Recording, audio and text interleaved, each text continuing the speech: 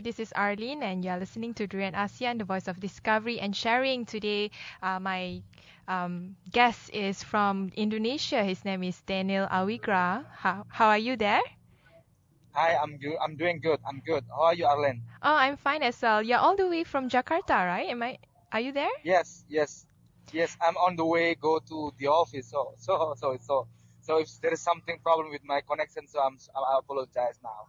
So today we are connecting him via Facebook call to discuss on a very Yes, interesting topic, which is related to your yes, president, your new president, Jokowi. yes. Thank you, thank you. As we all know, Indonesia has moved from a dictatorial country to a democracy that is beginning to be more and more vibrant. And this is because Yeah, the new elected President Jokowi or Joko Widodo has sort of created these little sparks of democratic processes within Indonesia. And I think there's some great lessons that can be learned by ASEAN countries.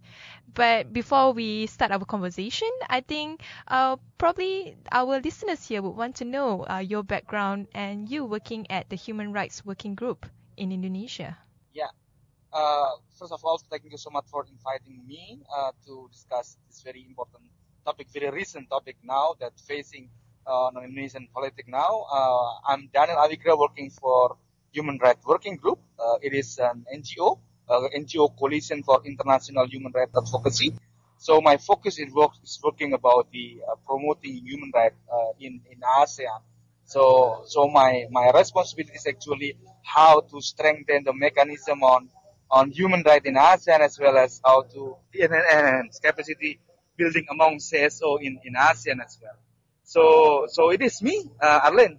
hmm So, working in the Human Rights Working Group, I think it exposes you with the politics all over Southeast Asia and how different, how varies in terms of the political system, the way the society govern itself from the most dictatorial country to a more communist system to a democratic system to an authoritarian system. But just to put a focus on Indonesia, what is the history of Indonesia's political system from before this until now? I guess from Sukarno's era until now. Uh, okay, thank you so much. Actually, it is not the first time we have what's called so-called democracy during our history, especially since our independence. Actually, we state that our country is a democratic country, but still that the democratic society, the democratic system, has to be faced by some of challenges in the dynamic of diversity of Indonesia. For example, while Sukarno on 1955, seeing the tension between West and East, and this so-called Cold War, and then Sukarno stated that he has to make the democratic system as a guided democracy. It is something not really democratic, but all of this is on the Sukarno. So Sukarno become a more powerful, and then as you know, by the quote unquote support some big multi what is a multi corporation like capital, strong capital, and a strong state support dictatorship on Suharto. You know, like U.S. also backed this coup to Suharto, and then we have 32 years on the dictatorship era on Suharto. It is Mm-hmm. also something that we cannot neglect from our history. Mm-hmm. So the recent history that we face about the democracy, it's actually is on 1998. At the moment, I as a student movement was have to went to the street, made some demonstration rally to against Suharto. So it is the first time actually on my own history have to really expel the dictatorship. And then this is the second time that we now in the second election in the election of Jokowi, we try to make like a substantial democracy because our analysis is democracy is hijacked by some elite the cronies of Suharto during 1998 until now. So the winning of Jokowi is actually also the winning of people who really want to establish the essential democracy, the Mm-hmm. substantial democracy, not Mm-hmm. just only procedural democracy. What if we So it is. change? What if we change the scenario where Prabowo is the winner? What would be the expectation that Prabowo would want to impose on the Indonesia's political system and society? Actually, what Prabowo did now is really want to reborn their network on the old or the new order crony. So we are really worried at the moment. If Prabowo will we will win the election. So we are afraid that the reborn of new order will come again to our society. Yeah, how New Order actually Hello? change Yes. change the Indonesian society? Yes, the new order under Suharto is really broke the criticism of public.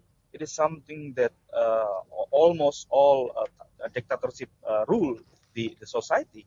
They try to to banning all student activity.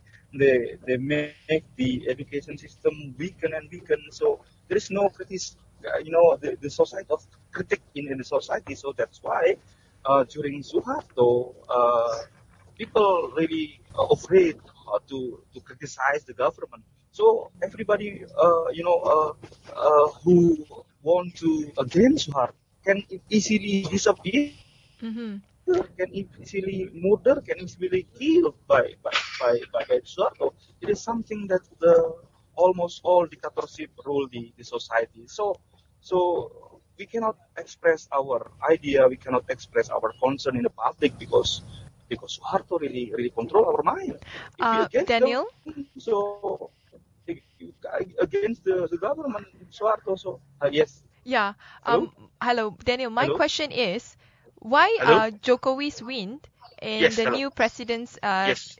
uh, as the new president of Indonesia is an important mark towards democracy in Indonesia. Like, how can a personality like Jokowi ever existed in Indonesia? What has been put in place before the leaders before Jokowi that allows the process of democracy to prosper? Yes, for sure. This is also our own opinion that at least first, Jokowi will open the public participation. It is there is no leader like this before. So Jokowi invite people to discuss together with them. His slogan or his vision is really want to include people to be there with them. So his experience on doing blusukan, blusukan is something that go to the field to solving discussion the problem in the field. This is the very important for political communication. So first of all, Jokowi want to open the space for public to be included in the decision making process. It is very important. The second one for sure about the track record. Jokowi is really clean from the past human rights abuses comparing Prabowo. So it is also important for people to see the backgrounds of Jokowi. So people will really trust because he is clean enough, no link to the past human rights abuses. So it's also pick. And then the third one about his vision, his what is it? His planning on ruling Indonesia. Especially, he want to become until now. So Jokowi has very strong vision on strengthening. Yes. So the third one is about the vision of how to his vision on Indonesia. So his doctrine on the security matter is become what is also called maritime. He wants to strengthen our maritime area. So it is something that really new from us because as you know that two-thirds our geographical area is comprised of sea. So it is need to be put a lot of attention to this location because during our independence until now, there is no president, there's no leader who really care about our coastal area. So Jokowi put a lot of attention. At least it is something that's very important. Mm-hmm. The last thing is about the priority agenda on the after winning this election. First is about how to solve the past human rights abuses. It is our human right calling, our human rights urge since the reformation. So it is something that we really want to Jokowi solve this problem. The second one is actually about the we want to I think civil society not really have to really control the transition process because after the election, Jokowi set up the transition team. Transition team comprised of some experts in Indonesia. So we have to control this transition process to elect a very what is a credible and clean minister, so candidate of minister, because before it is something become the presidential what is it prerogative right, But Jokowi opened this right to the people to at least come up with idea, come up with name, come up with the issue for some ministers. So it is something new. It's something fresh that the right of prerogative belong to president open up to the public. So public can address their concern on certain issue. Public can address their candidate on the president on the minister. So it is also something new. So lot of hope that we can put in to Jokowi, but at the same time we have to really work to control the transition team. So at least there are two things that civil society, human rights defender, activists can also participate in this kinds of transition. First, they can also give like a recommendation to the team.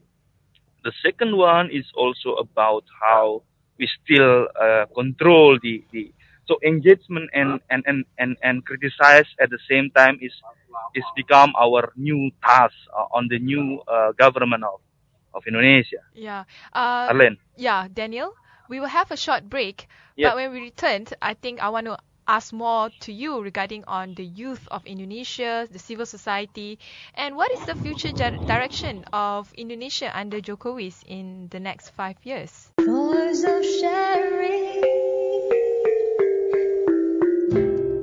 durian ASEAN. Hi, this is Arlene. We are returning back Yes. to our conversation with Daniel Awigra. As usual, he's going to share with us his view as an Indonesian experiencing Indonesia's general elections and a change in the new Indonesia's president, which is Jokowi. So to start off the conversation of our second half is about Indonesia's youth. I think one of the key elements of Jokowi's election is to make sure that the youth are properly being sort of inspired or empowered, and one of his key campaign is the idea of revolusi mental. Maybe you can share with us how Jokowi sort of Yeah. empowered the minds of Indonesian youth. Yeah. So actually, this thank you very much. Very good question. The role of the youth in this political transition, political dimension. Before we know that the youth, especially, all can be captured as the group that they don't really care about the politics. But Jokowi, seeing the new candidates of Jokowi, they give a lot of role to the youth, especially become a volunteer. It is something that they don't want to be part of the political party, but at the same time they also can still participate to improve, to give sort of idea, sort of activity to campaign, especially why we have to elect to vote Jokowi. So the voluntarism, it is something new from our current discourse. Before the the discourse about politics dominated by the political party. But now, voluntary-based activity, like me, for example, I did some campaigns in European together with some students in Amsterdam and in Bonn, Germany. At that moment, I really happy together with them to what do you say to promote Jokowi has to win because Jokowi offer the modern concept of running the government like participatory of the people and then invite people to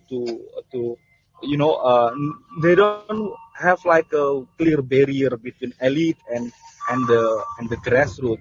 He's like ordinary person. He come from the ordinary people, come from the poor people, from poor family, and he really knows about the problem in the field. So people can put a lot of hope to Jokowi. So people really want Jokowi to be our leader now because of it, because of us that reason. So can also linkage their personal experience as an ordinary person. I want to also know what is the key Hello, policy and direction of hello, Jokowi hello. Yeah, for Indonesia for Jokowi in the next 5 years for the next or five in the years. past campaign of Jokowi. I don't really get the question. Uh, In the next 5 years, yeah. in the next 5 years. Okay. So it is the linkage between the democracy and human rights. People now already want to have a substantial democracy, which is on fulfilling certain human rights. Fulfilling certain human rights can be protected, can be fulfilled, can be promoted by the government. So in the next 5 years, because of Jokowi agenda putting a lot of concern on human rights, so people, especially public in Indonesia, want to participate, especially on how to solve some past human rights cases, how to solve some corruption, that we still face in Indonesia, and this is something promising to us. So I don't know whether Jokowi can prove it or not in the future, but at least the people trust, the trust that given to Jokowi has to pay by work hard, the very good work in the future, so people can still put a lot of hope to the society. If Jokowi fails, so people I think can backward, setback to be appetized to the politics again. So I think democracy and human rights will go to the same direction during Jokowi. Jokowi opened the civil participation, and Jokowi tried to and hopefully with his counterpart will doing its mandate on fulfilling, protecting human rights in the field. So it is very very very very important for us as a human rights activist in Indonesia. Arlene. Yes. Another question of mine is regarding Jokowi's Yes. human rights track record. Do you think he has a much Yeah. open and pluralistic stance on the idea of interfaith, freedom of expression, and media freedom? Yes, actually, we know Jokowi because he becomes media darling. He really close with the works of media. Every single thing that did by Jokowi is always good capture by the media, published properly. So Jokowi have a very good relation with the media. So I'm sure I'm not afraid that the media will be the target of the so freedom of expression, freedom of press is still free during. I'm sure about this right, yeah, freedom of expression. The second one is about the human rights as general. A lot of supporters, a lot of volunteers surrounded, who stand behind Jokowi now is really have a strong experience and a very strong concern on human rights. Most of them have NGO background, most of them, because as you know, during 1998, we thought that our struggle is finished while the reformation is happened, and then some of us become outsider again, work in NGO and don't really care about the politics in the government. So then the analysis came that the politics is hijacked by some cronies of Suharto. So it is the background. Now we don't want that our democratization process, the reformation agenda, will be hijacked again by some cronies. So that's why we want to go to the street. We want to support Jokowi. We want to be there with them, at least to secure some the agenda of reformation. If I can explain what is the agenda of reformation, 1998 is first is how to starting down Suharto. It's done already. The second one is setting the anti-corruption, collusion, and nepotism live in Indonesia. We anti-corruption. So we set up a KPK, Anti-Corruption Commission in Indonesia. It's already done already. This commission works really good. The third one is about the decentralization process in Indonesia, because during Suharto era, the politics is become centralized in Jakarta, and now it's more decentralized. So we have also to continue the agenda of decentralization, giving trust to local government to run the politics in the local level. The fourth one is about the separation, the role of military. So there is no dual function of military. Military has to be only on the security matters, defense, on the defense matter. Before security also can involve in the politics. No, after reformation, military only have a business in the security, in the defense. The other things about press freedom, we have press freedom during the reformation. So, and also human rights as central. So we have to continue that certain agenda of reformation, that we have to make sure that all of the agenda finally can benefit to the poor people, to the marginalized people. So it is something that we don't want to let the government lead by themselves, like what we did during Reformation, right after the Reformation happened.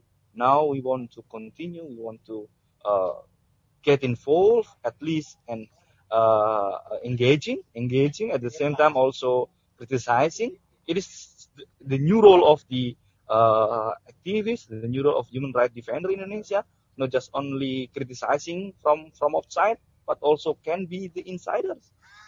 Arlene. Yeah.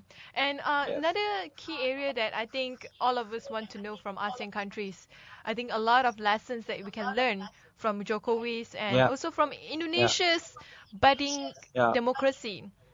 How can Yeah. ASEAN countries, whether it is from a authoritarian, dictatorial or military government, move towards a democratic system and processes and Society. governing and society as well? Yeah. How can we move forward? Like, what are the key areas that I Okay. think Okay. the leaders and society Okay. need to put in mind and work on it?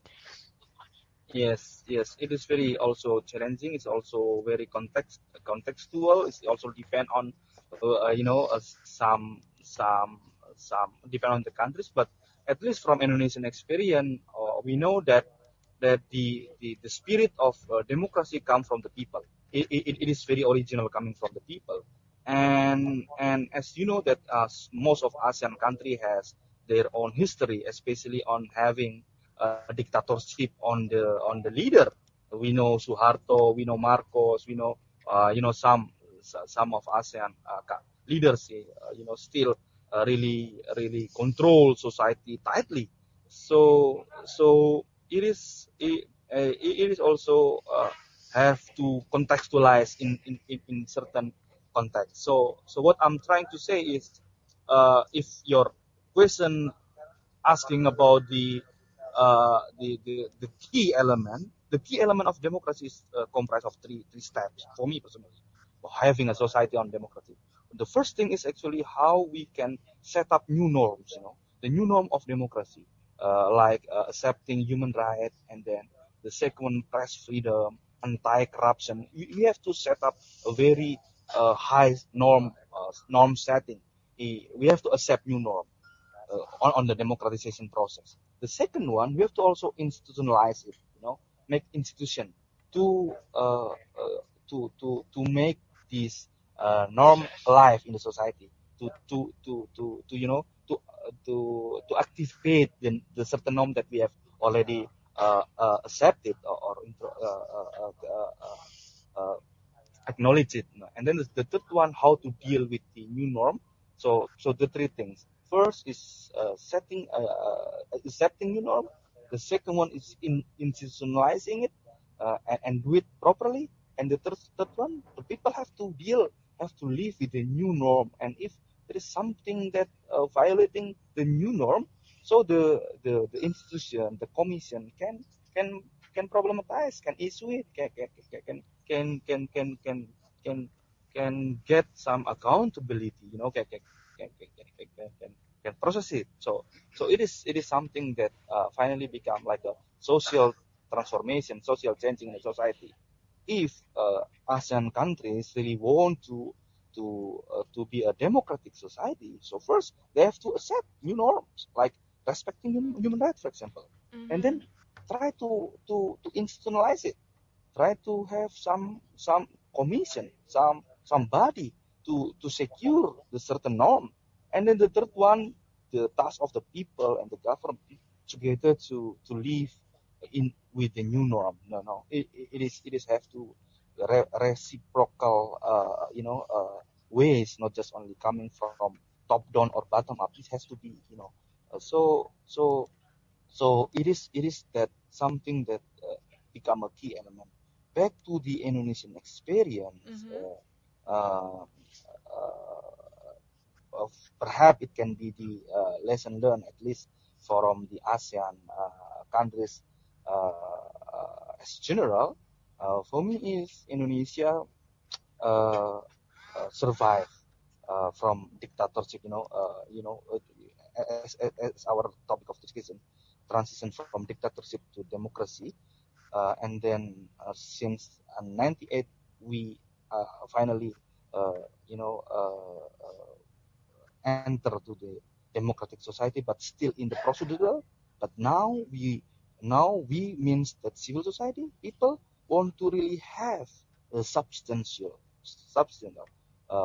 essential democracy. That the democracy can bring benefit, especially to the victim of human rights, especially to the marginalized group, especially to the poor people. So it is. We want to still continue. So the work is not finished yet. So people want to seek the accountability of the state, and after winning of the winning of Jokowi tried to make it possible, at least by the openness of its government. He doesn't want also to really far from the people. So it is something that still become our euphoria in our politics now. So ASEAN countries has their own problem, has their own context, but for sure, if people and civil society academia want to move to the social transformation, social improvement in the society, they at least have to accept a certain norm and try to working it with some bodies, and we have to live. Before 1998, we don't really understand about the anti-corruption norm. We don't know really about human rights, but now we know about the corruption is something violated. It's like the mother of the evil. Yeah, Corruption that's true. is something bad. So we know the new norm. We have to live, but we still corrupt. Our society is still corrupt. So living with the new norm is something different thing Yeah, that you have to deal with. yeah, You know what I mean? I totally agree with you. We have to deal with it. But anyway, Deal with it. Daniel, we are Yes. towards the end of our discussion today. I just want to Wow. tell you thank you very much. It was a Thank you pleasure so to much, have Arlene. you to share with us your view on human rights as Yes. well as on Jokowi. All the best to the new president, and Yes. I hope that the new democracy in Indonesia will be a prime and good example for other ASEAN countries to follow suit. Thank you. Thank you. Give my best regard to all of Malaysians. Yeah. Okay, thanks.